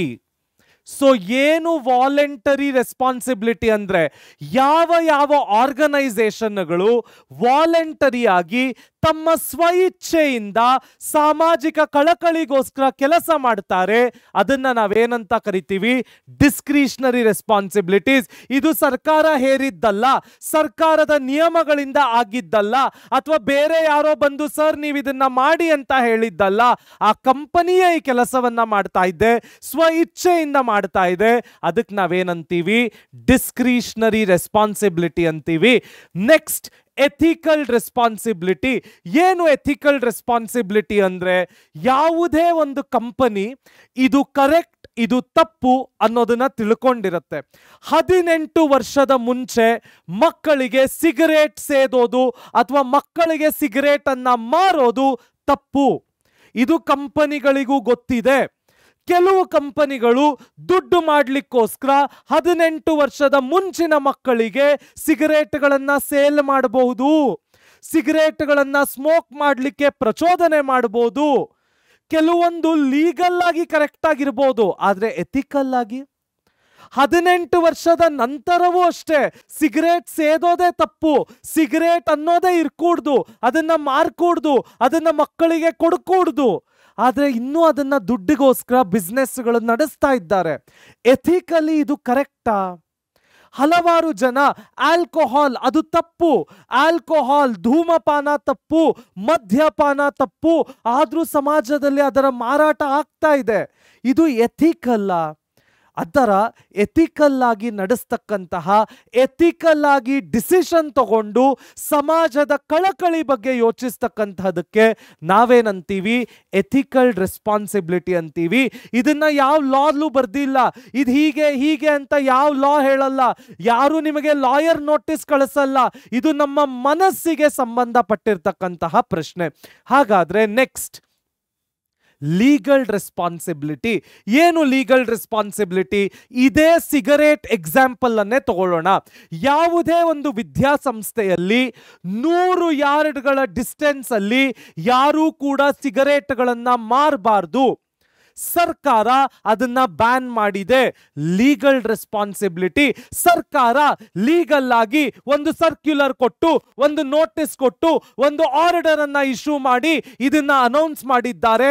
ಅವರು ಹೇಳಿದ ಮೇಲೆ ಅದನ್ನ ಮಾಡಬಾರದು. ಅದಕ್ಕೆ ನಾವೇನಂತ ಕರಿತೀವಿ? Legal responsibility. ನಮ್ಮ ದೇಶದಲ್ಲಿ ಚೈಲ್ಡ್ ಲೇಬರ್ ತಪ್ಪು. ಮಕ್ಕಳನ್ನ ಕೆಲಸಕ್ಕೆ ಸೇರಿಸಿಕೊಳ್ತಕ್ಕಂಥದ್ದು, 18 ವರ್ಷದ ಮುಂಚೆ ಮಕ್ಕಳಿಗೆ ಕೆಲಸ ಮಾಡಲಿಕ್ಕೆ ಅವಕಾಶ ಕೊಡ್ತಕ್ಕಂಥದ್ದು ತಪ್ಪು, ಮಾಡಬಾರ್ದು, ಅದನ್ನ ಮಾಡಬಾರ್ದು ಅಂತ ಲಾ ಆಫ್ ದ ಲ್ಯಾಂಡ್ ಹೇಳ್ತಾ ಇದೆ. ಅದಕ್ಕೆ ನಾವೇನಂತೀವಿ? ಲೀಗಲ್ ರೆಸ್ಪಾನ್ಸಿಬಿಲಿಟಿ ಅಂತೀವಿ. Next, economic responsibility. ದುಡ್ಡು ಸಿಗುತ್ತೆ ಅಂತ ಕೆಟ್ಟದ್ದನ್ನೆಲ್ಲ ಪ್ರೊಡ್ಯೂಸ್ ಮಾಡೋದು, ದುಡ್ಡು ಸಿಗುತ್ತೆ ಅಂತ ಲೋ ಕ್ವಾಲಿಟಿ ಪ್ರಾಡಕ್ಟ್ಗಳನ್ನ ಕನ್ಸ್ಯೂಮರ್ಗಳಿಗೆ ಕೊಡೋದು, ದುಡ್ಡು ಸಿಗುತ್ತೆ ಅಂತ ಪಕ್ಕಿದ್ದನ್ನೆಲ್ಲ ಪ್ರೊಡಕ್ಷನ್ ಮಾಡಿ ಸಮಾಜಕ್ಕೆ ಬಿಡೋದು ಮಾಡಕೂಡ್ದು. ದುಡ್ಡು ಸಿಗುತ್ತೆ ಅಂತ ಅನ್ಯಾಯದ ಕೆಲಸಗಳನ್ನ, ಕಚಡ ಕೆಲಸಗಳನ್ನ ಮಾಡಬಾರ್ದು. ಅದಕ್ಕೆ ನಾವೇನಂತ ಕರಿತೀವಿ? ಎಕನಾಮಿಕ್ ರೆಸ್ಪಾನ್ಸಿಬಿಲಿಟಿ ಅಂತ ಕರಿತೀವಿ. ಹಾಗಾದ್ರೆ ನೆಕ್ಸ್ಟ್ ಏನು ಕಲಿಯಕ್ಕೆ ಸಿಗತ್ತೆ ನೋಡೋಣ ಬನ್ನಿ. Responsibility towards different stake holders. ಒಂದು ಆರ್ಗನೈಸೇಷನ್ಗೆ ಅವರ ಜೊತೆ ಇರುವಂತಹ ವ್ಯಕ್ತಿಗಳ ಕಡೆಗೆ ಅವರ ರೆಸ್ಪಾನ್ಸಿಬಿಲಿಟಿ ಏನು? ಮೊದಲನೆಯದು ಶೇರ್ ಹೋಲ್ಡರ್ಸ್ ಮತ್ತು ಓನರ್ಸ್. ಯಾರು ಶೇರ್ ಹೋಲ್ಡರ್ಸ್ ಮತ್ತು ಓನರ್ಸ್ ಅಂದ್ರೆ, ಯಾವುದೇ ಒಂದು ಕಂಪನಿಯಲ್ಲಿ ಇನ್ವೆಸ್ಟ್ ಮಾಡಿರ್ತಕ್ಕಂತಹ ವ್ಯಕ್ತಿಗಳನ್ನ, ಆ ಕಂಪನಿಯ ಶೇರ್ಗಳನ್ನ ಖರೀದಿ ಮಾಡಿರ್ತಕ್ಕಂತಹ ವ್ಯಕ್ತಿಗಳನ್ನ ಶೇರ್ ಹೋಲ್ಡರ್ಸ್ ಅಂತ ಕರಿತೀವಿ. ಆ ಶೇರ್ ಹೋಲ್ಡರ್ಸ್ ಅಥವಾ ಓನರ್ಸ್ ಕಡೆಗೆ ಕಂಪನಿಯ ರೆಸ್ಪಾನ್ಸಿಬಿಲಿಟಿ ಏನು? ಅಕೌಂಟ್ಸ್ ಅಲ್ಲಿ ಮ್ಯಾನ್ಯುಪುಲೇಷನ್ ಆಗಬಾರ್ದು, ಫ್ರಾಡ್ಗಳು ನಡೀಬಾರ್ದು, ಫೈನಾನ್ಷಿಯಲಿ ಯಾರಿಗೂ ಮೋಸವಾಗುವಂತಹ ಯಾವುದೇ ಡಿಸಿಷನ್ಗಳನ್ನ ಕಂಪನಿ ತೆಗೆದುಕೊಳ್ಳಬಾರ್ದು. ಇದಕ್ಕೆ ಒಂದು ರಿಯಲ್ ಲೈಫ್ ಉದಾಹರಣೆಯನ್ನ ನೋಡೋದಾದ್ರೆ, 2006, 7, 8 ಸಮಯದಲ್ಲಿ ಸತ್ಯಂ ಕಂಪ್ಯೂಟರ್ಸ್ ಅಂತ ಒಂದು ಕಂಪನಿ ಇತ್ತು. ಸತ್ಯಂ ಕಂಪ್ಯೂಟರ್ಸ್ ನ ಫೌಂಡರ್ಗಳು ಏನ್ ಮಾಡಿದ್ರು? ಹಲವಾರು ಫೇಕ್ ಎಂಪ್ಲಾಯಿಗಳನ್ನ ತೋರಿಸಿ ಅವರ ಅಕೌಂಟಿಗೆ ದುಡ್ಡುಗಳನ್ನ ಡಿಸ್ಪರ್ಸ್ ಮಾಡಿ ಸಾವಿರಾರು ಕೋಟಿಗಳ ಫ್ರಾಡ್ ಅನ್ನ ಮಾಡಿದ್ರು. ಆ ದುಡ್ಡು ಆಕ್ಚುಲಿ ಶೇರ್ ಹೋಲ್ಡರ್ಸ್ಗೆ ಸೇರ್ಬೇಕಾದಂಥದ್ದು. ಡಿವಿಡೆಂಡ್ ರೂಪದಲ್ಲಿ ಅವರು ಅದನ್ನ ಡಿಸ್ಟ್ರಿಬ್ಯೂಟ್ ಮಾಡಬೇಕಾಗಿತ್ತು. ಅಕೌಂಟ್ಸ್ ಅನ್ನ ಮ್ಯಾನ್ಯುಪುಲೇಟ್ ಮಾಡಬಾರ್ದಾಗಿತ್ತು. ಅಕೌಂಟಿಂಗ್ ಪ್ರಾಫಿಟ್ಗಳನ್ನ ಕರೆಕ್ಟ್ ಆಗಿ ತೋರಿಸಬೇಕಾಗಿತ್ತು. ಸಮಾಜದ ಉದ್ಧಾರಕ್ಕಾಗಿ ಅಥವಾ ನಮ್ಮ ಕಂಪನಿಯಲ್ಲಿ ಯಾರು ಬೆವರು ಸುರಿಸಿ ದುಡ್ಡನ್ನ ಇನ್ವೆಸ್ಟ್ ಮಾಡಿದ್ದಾರೆ ಅವರಿಗೆ ಆ ದುಡ್ಡು ಸೇರಬೇಕಿತ್ತು. ಆದ್ರೆ ಆ ಫೌಂಡರ್ಗಳು ಆ ಕೆಲಸವನ್ನ ಮಾಡಲಿಲ್ಲ. ಯಾವುದೇ ಒಂದು ಕಂಪನಿ ತನ್ನ ಶೇರ್ ಹೋಲ್ಡರ್ಸ್ಗೆ ಅಕೌಂಟ್ಸ್ ಮ್ಯಾನ್ಯುಪುಲೇಷನ್ ಮಾಡಬಾರ್ದು, ಡಿವಿಡೆಂಡ್ಸ್ ಅನ್ನ ಕರೆಕ್ಟ್ ಆಗಿ ಕೊಡಬೇಕು, ಅವರಿಗೆ ಎಲ್ಲ ಡಿಸಿಷನ್ಗಳ ಬಗ್ಗೆ ಟ್ರಾನ್ಸ್ಪರೆನ್ಸಿಯನ್ನ ಕೊಡಬೇಕು, ಯಾವ ಬ್ಯಾಲೆನ್ಸ್ ಶೀಟ್ ನಲ್ಲಿ ಏನೇನು ರೆಕಾರ್ಡ್ ಆಗ್ತಾ ಇದೆ ಅವೆಲ್ಲವೂ ಕರೆಕ್ಟ್ ಆಗಿ ರೆಕಾರ್ಡ್ ಆಗಬೇಕು, ಯಾವುದರಲ್ಲೂ ಫ್ರಾಡ್ ನಡೀಬಾರ್ದು. That is the responsibility towards the share holders. Next, government ಮತ್ತು ಕಮ್ಯುನಿಟಿ. ಏನೇನು ಸರ್ಕಾರಗಳಿಗೆ ನಾವು ಟ್ಯಾಕ್ಸ್ಗಳನ್ನ ಕಟ್ಟಬೇಕು, ಒಂದು ರೆಸ್ಪಾನ್ಸಿಬಲ್ ಎಥಿಕಲ್ ಕಂಪನಿಯಾಗಿ ಸರ್ಕಾರಕ್ಕೆ ನಾವು ಯಾವೆಲ್ಲ ತೆರಿಗೆಗಳನ್ನ ಕಟ್ಟಬೇಕು, ನಮ್ಮ ದೇಶದಲ್ಲಿ ಲೀಗಲ್ ಆಗಿ ಯಾವೆಲ್ಲ ಲಾಗಳಿವೆ ಆ ಲಾಗಳನ್ನ ಹೇಗೆ ಫಾಲೋ ಮಾಡಬೇಕು, ಇವೆಲ್ಲವನ್ನು ಕಂಪನಿಗಳು ಮಾಡಬೇಕಾಗತ್ತೆ. ಸರ್ಕಾರದ ಅಧಿನಿಯಮಗಳಿಗೆ ಅವರು ಮರ್ಯಾದೆಯನ್ನ ಕೊಡಲೇಬೇಕಾಗತ್ತೆ. ಸರ್ಕಾರದ ಅಧಿನಿಯಮಗಳನ್ನ ದಾಟಿ ಅವರು ಯಾವ ಕೆಲಸಗಳನ್ನು ಮಾಡಬಾರದು. ನಮ್ಮ ದೇಶದ ಕಾನೂನಿಗೆ ಮೀರಿ ಅವರು ಯಾವ ನಿರ್ಧಾರಗಳನ್ನು ತಗೊಳ್ಳಬಾರದು. That is the responsibility towards the government and community. Next, workers, ಎಲ್ಲ ಕೆಲಸಗಾರರಿಗೂ ಫೇರ್ ಸಂಬಳಗಳನ್ನ ಕೊಡಬೇಕು. ಅವ್ರಿಗೆ ಸಿಕ್ಬೇಕಾದಂತಹ ಗ್ರಾಚ್ಯುಟಿ ಆಗಿರ್ಬೋದು, ಪ್ರಾವಿಡೆಂಟ್ ಫಂಡ್ ಆಗಿರ್ಬೋದು, ಮೆಡಿಕಲ್ ಇನ್ಶೂರೆನ್ಸ್ ಆಗಿರ್ಬೋದು, ಮಕ್ಕಳ ಎಜುಕೇಶನ್ ಆಗಿರ್ಬೋದು, ಅಕಾಮಡೇಷನ್ ಫೆಸಿಲಿಟೀಸ್ಗಳಾಗಿರ್ಬೋದು, ಅವರು ಆಫೀಸ್ ಟೈಮಲ್ಲಿ ಮಾಡ್ತಕ್ಕಂತಹ ಕೆಲಸಗಳಿಗೆ ದುಡ್ಡು ಕೊಡೋದಾಗಿರ್ಬೋದು, ಅವರು ಮಾಡ್ತಾ ಇರ್ತಕ್ಕಂಥ ಕೆಲಸಕ್ಕೆ ಕರೆಕ್ಟ್ ಆಗಿ ಸಂಬಳ ಕೊಡೋದಾಗಿರ್ಬೋದು, ಇದನ್ನ ನಾವು ಫೇರ್ ಕಾಂಪನ್ಸೇಷನ್ ಅಂತೀವಿ. That is the responsibility of the company towards the workers. Next, consumers. ಹೇಗೆ ಕನ್ಸ್ಯೂಮರ್ಸ್ ಅನ್ನ ನೋಡ್ಕೊಳ್ಬೇಕು, ಕನ್ಸ್ಯೂಮರ್ಸ್ಗೆ ಯಾವ ರೀತಿಯ ಪ್ರಾಡಕ್ಟ್ಗಳನ್ನ ಕೊಡಬೇಕು, ಕ್ವಾಲಿಟಿ ಆಫ್ ದ ಪ್ರಾಡಕ್ಟ್ ಚೆನ್ನಾಗಿರಬೇಕು, ಪ್ರೈಸ್ಗಳು ಫೇರ್ ಆಗಿರಬೇಕು, ಕನ್ಸ್ಯೂಮರ್ ಅನ್ನ ಎಕ್ಸ್ಪ್ಲಾಯ್ಟ್ ಮಾಡಬಾರ್ದು, ಕನ್ಸ್ಯೂಮರಿಗೆ ಮೋಸ ಮಾಡಬಾರ್ದು, ಕನ್ಸ್ಯೂಮರಿಗೆ ಕೆಟ್ಟ ಕೆಟ್ಟ ಪದಾರ್ಥಗಳನ್ನ ಮಾರಬಾರ್ದು, ಕನ್ಸ್ಯೂಮರ್ನ ಕಡೆ ಕಾಳಜಿಯನ್ನ ಹೊಂದಬೇಕು, ಅವರ ಕಂಪ್ಲೇಂಟ್ಗಳನ್ನ ಅಡ್ರೆಸ್ ಮಾಡಬೇಕು, ಅವರ ಗ್ರೀವಿಯನ್ಸ್ ರಿಡ್ರೆಸಲ್ ಸಿಸ್ಟಮ್ ಅನ್ನ ಅಡ್ರೆಸ್ ಮಾಡಬೇಕು. ಇದಕ್ಕೆ ನಾವೇನಂತೀವಿ, responsibility of the company towards the consumers. ಹಾಗಾದ್ರೆ ನೆಕ್ಸ್ಟ್ ಏನು ಕಲಿಯಕ್ಕೆ ಸಿಗತ್ತೆ ನೋಡೋಣ ಬನ್ನಿ. Corporate social responsibility in India. ನಮ್ಮ ದೇಶದಲ್ಲಿ ಈ CSR ಅನ್ನೋದನ್ನ ಇಂಡಿಯನ್ ಕಂಪನೀಸ್ ಆಕ್ಟಿನ ಕ್ಲಾಸ್ 135 ನಲ್ಲಿ ಡಿಫೈನ್ ಮಾಡಿದ್ದಾರೆ. ಸೊ ಭಾರತ ದೇಶದಲ್ಲಿ ಕಂಪನೀಸ್ ಆಕ್ಟ್ 2013 ಕ್ಲಾಸ್ 135 ಪ್ರಕಾರ ಕಾರ್ಪೊರೇಟ್ ಸೋಷಿಯಲ್ ರೆಸ್ಪಾನ್ಸಿಬಿಲಿಟಿಯನ್ನ ಮೆನ್ಷನ್ ಮಾಡಿದ್ದಾರೆ. ಎಲ್ಲ ಕಂಪನಿಗಳು ಕೂಡ ಅವರ 2% ಆಫ್ ದ ನೆಟ್ ಪ್ರಾಫಿಟ್ ಕಳೆದ 3 ಫೈನಾನ್ಷಿಯಲ್ ಇಯರ್ಗಳ ಪ್ರಾಫಿಟ್ ಅನ್ನ ಆವರೇಜ್ ತೆಗೆದು ಅದರಲ್ಲಿ 2% ಅಷ್ಟು ದುಡ್ಡನ್ನ ಕಾರ್ಪೊರೇಟ್ ಸೋಷಿಯಲ್ ರೆಸ್ಪಾನ್ಸಿಬಿಲಿಟಿ ಆಗಿ ಖರ್ಚು ಮಾಡಬೇಕು. ಇದಕ್ಕೆ ನಾನೊಂದು ಉತ್ತಮ ಉದಾಹರಣೆ ಕೊಡೋದಾದ್ರೆ, ನಮ್ಮ ಬೆಂಗಳೂರಿನ BL ರೋಡ್ನಲ್ಲಿ, BL ಸರ್ಕಲ್ನಲ್ಲಿ ಬೆಲ್ ಭಾರತ್ ಎಲೆಕ್ಟ್ರಾನಿಕ್ಸ್ ಲಿಮಿಟೆಡ್ ಅನ್ನೋ ಸರ್ಕಾರಿ ಕಂಪನಿ ಬಸ್ ಸ್ಟಾಪ್ಗಳನ್ನ ಕಟ್ಟಿದೆ. That is nothing but corporate social responsibility spending. So ಯಾವುದೇ ಒಂದು ಕಾರ್ಪೊರೇಟ್ ಕಂಪನಿ ತನ್ನ ಕಳೆದ 3 ಫೈನಾನ್ಷಿಯಲ್ ಇಯರ್ಸಿನ ಪ್ರಾಫಿಟ್ಗಳೇನಿವೆ ಅದರ ಆವರೇಜ್ ಅನ್ನ ಆಚೆ ತೆಗೆದು ಅದರಲ್ಲಿ 2% ಅಷ್ಟು ಕಾರ್ಪೊರೇಟ್ ಸೋಷಿಯಲ್ ರೆಸ್ಪಾನ್ಸಿಬಿಲಿಟಿಗೆ ಸ್ಪೆಂಡ್ ಮಾಡಬೇಕು. Next, 500 crore net worth threshold ಅಂದ್ರೆ ಕಾರ್ಪೊರೇಟ್ ಸೋಷಿಯಲ್ ರೆಸ್ಪಾನ್ಸಿಬಿಲಿಟಿ ಪ್ರಾವಿಷನ್ ಯಾವ ಯಾವ ಕಂಪನಿಗೆ ಅಪ್ಲೈ ಆಗುತ್ತೆ, ಯಾವ ಕಂಪನಿ ಹತ್ರ 500 ಕೋಟಿ ರೂಪಾಯಿಯಷ್ಟು ನೆಟ್ ವರ್ತ್ ಇದೆ ಆ ಕಂಪನಿಗಳಿಗೆ ಈ ಲಾ ಅಪ್ಲೈ ಆಗುತ್ತೆ. ನೆಕ್ಸ್ಟ್, ಆ ಕಂಪನಿಗಳು 1000 ಕೋಟಿಯಷ್ಟು ಟರ್ನ್ ಓವರ್ ಅನ್ನ ಹೊಂದಿರಬೇಕು. ಬರೀ 500 ಕೋಟಿ ಇದ್ರೆ ಸಾಲದು, 1000 ಕೋಟಿಯಷ್ಟು ಟರ್ನ್ ಓವರ್ ಥ್ರೆಶೋಲ್ಡ್ ಅನ್ನ ಹೊಂದಿರಬೇಕು, 5 ಕೋಟಿಯಷ್ಟು ಪ್ರಾಫಿಟ್ ಅನ್ನ ತೋರಿಸಬೇಕು. ಅಂತ ಕಂಪನಿಗಳಿಗೆ ಕ್ಲಾಸ್ 135 ಕಂಪನೀಸ್ ಆಕ್ಟ್ 2013 ಅಪ್ಲಿಕೇಬಲ್ ಆಗುತ್ತೆ. ಹಾಗಾದ್ರೆ ನೆಕ್ಸ್ಟ್ ಏನು ಕಲಿಯಕ್ಕೆ ಸಿಗುತ್ತೆ ನೋಡೋಣ ಬನ್ನಿ. ಮುಂದಿನ ಟಾಪಿಕ್, ಅಂಡರ್ಸ್ಟ್ಯಾಂಡಿಂಗ್ ಎನ್ವೈರನ್ಮೆಂಟಲ್ ಪೊಲ್ಯೂಷನ್. ಏನು ಎನ್ವೈರನ್ಮೆಂಟಲ್ ಪೊಲ್ಯೂಷನ್ ಅಂದ್ರೆ, ಯಾವುದೇ ಒಂದು ಕಂಪನಿ ತನ್ನ ಹಜಾರ್ಡಸ್ ಸಬ್ಸ್ಟೆನ್ಸಸ್ಗಳನ್ನ ನಮ್ಮ ಪರಿಸರಕ್ಕೆ ಬಿಟ್ಟು ಪರಿಸರವನ್ನ ಹಾಳು ಮಾಡಲಿಕ್ಕೆ ನಾವೇನಂತ ಕರಿತೀವಿ, ಪೊಲ್ಯೂಷನ್ ಅಂತ ಕರಿತೀವಿ. ಕೆಟ್ಟ ಕೆಟ್ಟ ಸಬ್ಸ್ಟೆನ್ಸ್ಗಳನ್ನ ನದಿಗೆ ಬಿಡೋದಾಗಿರ್ಬೋದು, ಕೆಮಿಕಲ್ ಸಬ್ಸ್ಟೆನ್ಸಸ್ಗಳನ್ನ ನದಿಗೆ ರಿಲೀಸ್ ಮಾಡೋದಾಗಿರ್ಬೋದು, ವಾಟರ್ ಪೊಲ್ಯೂಷನ್. ಮಣ್ಣುಗಳಿಗೆ ಕೆಟ್ಟ ಕೆಟ್ಟ ಸಬ್ಸ್ಟೆನ್ಸಸ್ಗಳನ್ನ ಮಿಕ್ಸ್ ಮಾಡೋದಾಗಿರ್ಬೋದು ಫರ್ಟಿಲೈಸರ್ ರೂಪಗಳಲ್ಲಿ, ಸ್ಯಾಂಡ್ ಪೊಲ್ಯೂಷನ್ ಅಥವಾ land pollution.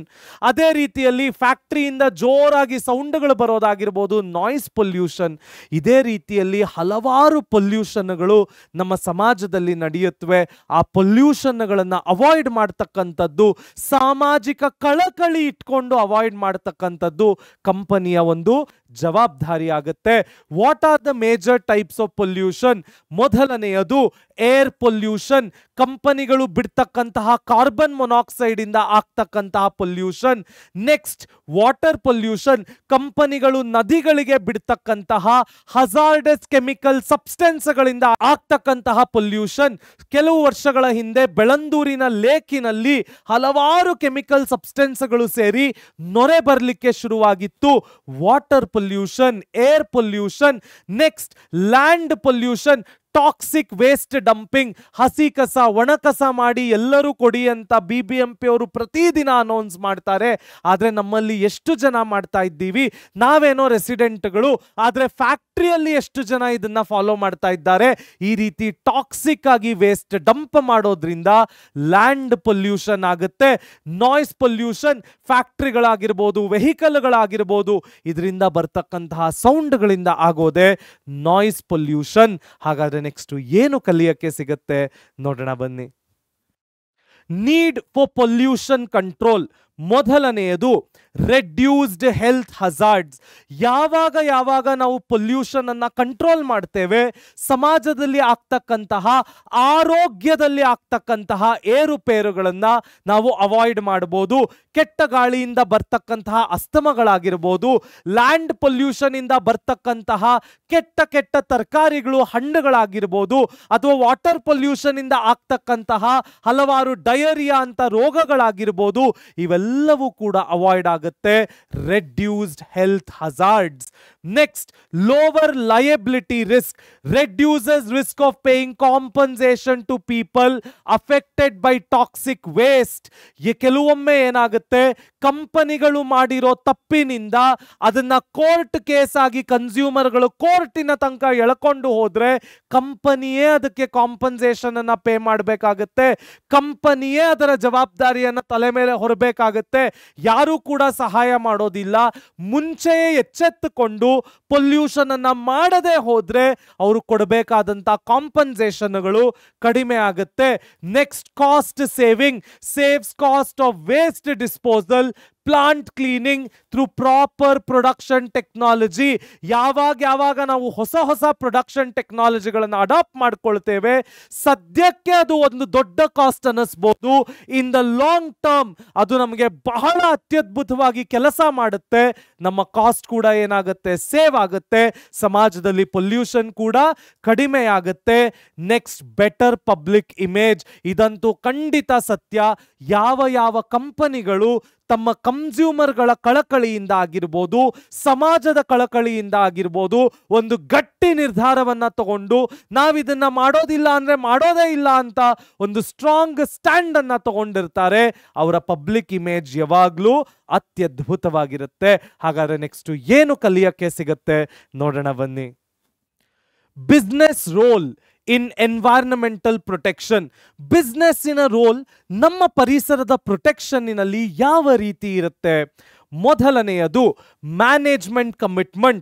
Definite commitment by top management to create, maintain and develop work culture for environmental protection and pollution prevention. Pollution ಆಗೋದ್ರಿಂದ ತಡೆ ಹಿಡಿಯೋದಾಗಿರ್ಬೋದು, ಎನ್ವಿರಾನ್ಮೆಂಟಲ್ ಪ್ರೊಟೆಕ್ಷನ್ಗಳ ಬಗ್ಗೆ ಕಳಕಳಿ ವಹಿಸೋದಾಗಿರ್ಬೋದು, ತಮ್ಮ ಲೇಬರ್ಗಳನ್ನ, ತಮ್ಮ ಕೆಲಸಗಾರರನ್ನ ಅದರ ಬಗ್ಗೆ ಅವೇರ್ ಮಾಡೋದಾಗಿರ್ಬೋದು, ಇವೆಲ್ಲ ಕಾನ್ಶಿಯಸ್ ಡಿಸಿಷನ್ಗಳು ಬಹಳ ಮುಖ್ಯವಾದ ರೋಲ್ ಅನ್ನ ಪ್ಲೇ ಮಾಡುತ್ತವೆ. Next, organisation wide responsibility.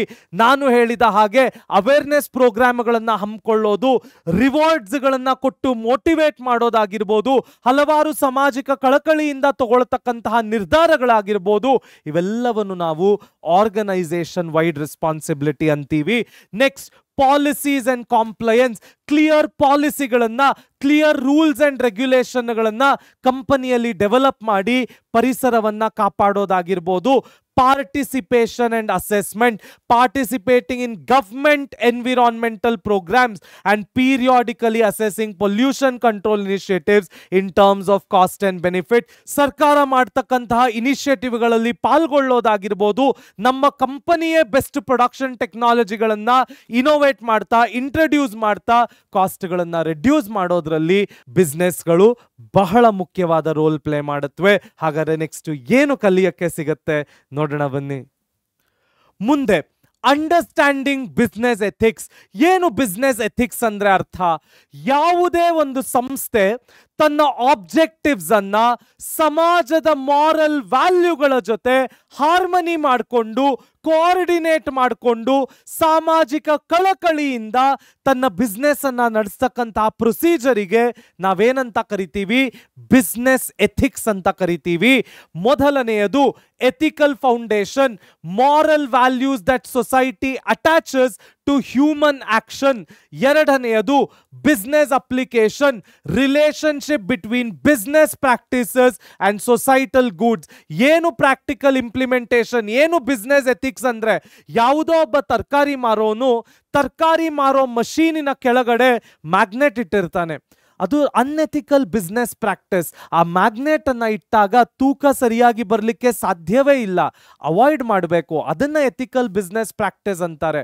ಒಬ್ಬ ಕಸ್ಟಮರಿಗೆ 100 ರೂಪಾಯಿ 1 kg ಅಂತಾನೆ, ಇನ್ನೊಬ್ಬರಿಗೆ 200 ರೂಪಾಯಿ 1 kg ಅಂತಾನೆ. Unethical business practice. ಅವನಿಗೆ 100 ರೂಪಾಯಿಗೆ ಮಾರ್ತಾ ಇದ್ರೆ ನಾವು ಇವನಿಗೂ ಕೂಡ ಏನ್ ಮಾಡಬೇಕಾಗತ್ತೆ? 100 ರೂಪಾಯಿಗೆ ಮಾಡಬೇಕಾಗತ್ತೆ. ಈ ರೀತಿ ಫೇರ್ ಕಾಂಪನ್ಸೇಷನ್ಗಳಾಗಿರ್ಬೋದು, ಫೇರ್ ಪ್ರೈಸಸ್ ಅನ್ನ ಸೆಟ್ ಮಾಡೋದಾಗಿರ್ಬೋದು, ವೇಯಿಂಗ್ ಫೇರ್ ಆಗಿ ನಡೆಸೋದಾಗಿರ್ಬೋದು, ಇವೆಲ್ಲವನ್ನು ನಾವೇನಂತ ಕರಿತೀವಿ? ಪ್ರಾಕ್ಟಿಕಲ್ ಇಂಪ್ಲಿಮೆಂಟೇಷನ್ ಅಥವಾ ಬಿಸ್ನೆಸ್ ಎಥಿಕ್ಸ್ ಅಂತ ಕರಿತೀವಿ. ಹಾಗಾದ್ರೆ ನೆಕ್ಸ್ಟ್ ಏನು ಕಲಿಯಕ್ಕೆ ಸಿಗತ್ತೆ ನೋಡೋಣ ಬನ್ನಿ. ಮುಂದೆ ಎಲಿಮೆಂಟ್ಸ್ ಆಫ್ ಬಿಸ್ನೆಸ್ ಎಥಿಕ್ಸ್. ಮೊದಲನೆಯದು ಟಾಪ್ ಮ್ಯಾನೇಜ್ಮೆಂಟ್ ಕಮಿಟ್ಮೆಂಟ್. ಯಾವಾಗ ಟಾಪ್ ಮ್ಯಾನೇಜ್ಮೆಂಟ್ ಕಮಿಟೆಡ್ ಆಗಿ ಇರ್ತಾರೆ, ನಾವು ಎಥಿಕಲ್ ಆಗಿ ಮಾರಲ್ ವ್ಯಾಲ್ಯೂಗಳನ್ನ ಇಟ್ಕೊಂಡೇ ನಮ್ಮ ಸಂಸ್ಥೆಯನ್ನ ನಡೆಸಬೇಕು, ಆ ಮಾರಲ್ ವ್ಯಾಲ್ಯೂಗಳನ್ನ ಬಿಟ್ಟು ನಮ್ಮ ಸಂಸ್ಥೆಯನ್ನ ನಡೆಸಬಾರ್ದು ಅಂತ ಗಟ್ಟಿ ನಿರ್ಧಾರವನ್ನ ತಗೊಳ್ತಾರೆ, ಆವಾಗಷ್ಟೇ ಆ ಬಿಸ್ನೆಸ್ಗಳಲ್ಲಿ ಬಿಸ್ನೆಸ್ ಎಥಿಕ್ಸ್ ಅನ್ನ ಫಾಲೋ ಮಾಡಲಿಕ್ಕೆ ಸಾಧ್ಯ. ಇವತ್ತಿನ ಕಾಲಘಟ್ಟಕ್ಕೆ ಎಡ್ಯುಕೇಶನಲ್ ಇನ್ಸ್ಟಿಟ್ಯೂಷನ್ಗಳು ಅಂದ್ರೆ ಅದು ಸರ್ವಿಸ್ ಇನ್ಸ್ಟಿಟ್ಯೂಷನ್ಗಳು ಇವತ್ತು MBBS BE ಸೀಟ್ಗಳನ್ನ ಹಲವಾರು ಜನ ಮಾರ್ಕೋತಾ ಇದ್ದಾರೆ. ಅದು ಬಿಸ್ನೆಸ್ ಎಥಿಕ್ಸ್ ಅಲ್ಲ. ಟಾಪ್ ಮ್ಯಾನೇಜ್ಮೆಂಟ್ಗಳು, CEO, CFO, ಮ್ಯಾನೇಜರ್ಗಳು ಅಥವಾ ಮ್ಯಾನೇಜಿಂಗ್ ಡೈರೆಕ್ಟರ್ಗಳು, ಚೇರ್ಮನ್ಗಳು, VPಗಳು, ಪ್ರೆಸಿಡೆಂಟ್ಗಳು ಇದರ ಕಡೆ ಗಮನ ಹರಿಸಬೇಕು, ಬಿಸ್ನೆಸ್ ಎಥಿಕ್ಸ್ ಅನ್ನ ಫಾಲೋ ಮಾಡಬೇಕು.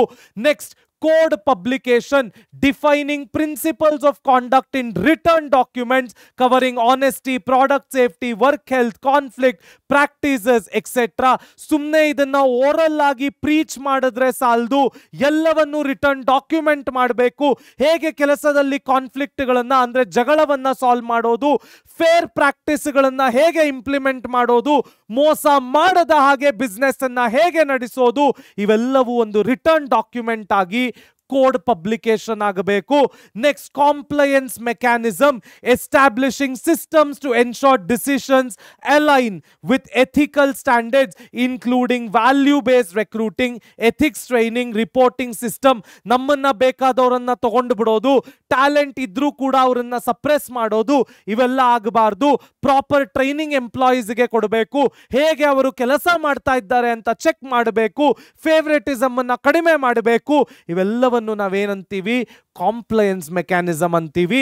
ಎಂಪ್ಲಾಯಿ ಇನ್ವಾಲ್ವ್ಮೆಂಟ್, ಇವೆಲ್ಲವನ್ನು ಬರೀ ಮ್ಯಾನೇಜ್ಮೆಂಟ್ಸ್ ಮಾಡಿದ್ರೆ ಸಾಲದು, ಅವರ ಜೊತೆ ಎಂಪ್ಲಾಯಿಗಳು ಕೈ ಜೋಡಿಸಬೇಕು, ಎಂಪ್ಲಾಯಿಗಳು ಸೇರಿ ಇವೆಲ್ಲ ಕೆಲಸಗಳನ್ನು ಮಾಡಬೇಕಾಗತ್ತೆ.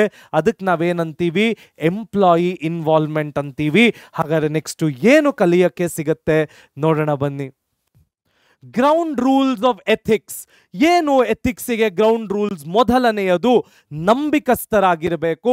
ನಾವು ಮಾರಲ್ ವ್ಯಾಲ್ಯೂಗಳನ್ನ ಬಾಯಲ್ಲಿ ಹೇಳ್ಕೊಂಡು ಓಡಾಡಿದ್ರೆ ಸಾಲದು, ಅದನ್ನ ಪ್ರಾಕ್ಟೀಸ್ ಮಾಡಬೇಕು. ಪ್ರಾಕ್ಟೀಸ್ ಮಾಡಿ ನಂಬಿಕಸ್ಥ ವ್ಯಕ್ತಿ ಆಗಿರಬೇಕು. B trust worthy. Next good citizenship, ಒಳ್ಳೆಯ ವ್ಯಕ್ತಿಗಳಾಗಿರಬೇಕು. ಸಮಾಜದ ಕಳಕಳಿಗಳನ್ನ ಯೋಚಿಸುವಂತಹ ಒಂದು ಅತ್ಯದ್ಭುತವಾದ ಪ್ರಜೆಯಾಗಿರಬೇಕು. ನೆಕ್ಸ್ಟ್ ನಾವು ಕನ್ಸರ್ನ್ ಅನ್ನ ತೋರಿಸಬೇಕು, ಕೇರಿಂಗ್ ಆಗಿರಬೇಕು, ಬೇರೆಯವರಿಗೆ ಮರ್ಯಾದೆಯನ್ನ ಕೊಡ್ತಕ್ಕಂಥ ವ್ಯಕ್ತಿಗಳಾಗಿರಬೇಕು, ರೆಸ್ಪಾನ್ಸಿಬಿಲಿಟಿಗಳನ್ನ ಹೆಗಲ ಮೇಲೆ ಹೊರಿಸ್ಕೊಂಡು ಆ ಜವಾಬ್ದಾರಿಗಳನ್ನ ನಿಭಾಯಿಸ್ತಕ್ಕಂಥ ವ್ಯಕ್ತಿಗಳಾಗಿರಬೇಕು. ಎಲ್ಲರಿಗೂ ಸಮಾನವಾಗಿರಬೇಕು. We have to be fair and square. So ಯಾವುದೇ ಒಂದು ಬಿಸ್ನೆಸ್ ಎಥಿಕ್ಸ್ಗೆ ಇರ್ತಕ್ಕಂತಹ ಎಲಿಮೆಂಟ್ಸ್ ಏನು? Trustworthy, good citizenship, caring ಆಗಿರಬೇಕು, ಫೇರ್ ಆಗಿರಬೇಕು, ರೆಸ್ಪಾನ್ಸಿಬಿಲಿಟಿಗಳನ್ನ ತಗೊಳ್ಬೇಕು ಮತ್ತು ಬೇರೆಯವರಿಗೆ ಮರ್ಯಾದೆಯನ್ನ ಕೊಡಬೇಕು. ಹಲವಾರು ಟಾಪಿಕ್ಗಳನ್ನು ಕಲ್ತ್ವಿ, ಹಲವಾರು ಹೊಸ ಟರ್ಮಿನಾಲಜೀಸ್ಗಳನ್ನು ನೋಡಿದ್ವಿ. ಏನಾದರೂ ಡೌಟ್ ಇದ್ದರೆ ಕಾಮೆಂಟ್ ಸೆಕ್ಷನಲ್ಲಿ ಹಾಕೋದನ್ನ ಮರಿಬೇಡಿ. ಎಲ್ಲರೂ ಲೈಕ್, ಶೇರ್ ಆ್ಯಂಡ್ ಸಬ್ಸ್ಕ್ರೈಬ್ ಮಾಡಿ. ಎಲ್ಲರೂ ಒಟ್ಟಿಗೆ ಕಲಿಯೋಣ, ನಲಿಯೋಣ, ಬೆಳೆಯೋಣ, ನವ ಕರ್ನಾಟಕದ ನಿರ್ಮಾಣ ಮಾಡೋಣ. ಧನ್ಯವಾದಗಳು.